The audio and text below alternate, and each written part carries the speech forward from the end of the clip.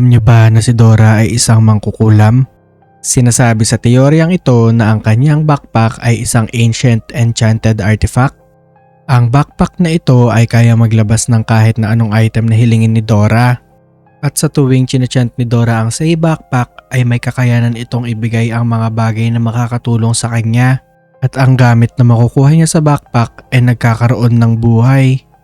Na siya namang ginagamit niya tuwing may obstacle siyang madadaanan o kaya naman may kailangan siyang gawin. At mga kaibigan, kilala din daw si Dora bilang isang mangkukulam na nangunguha ng bata.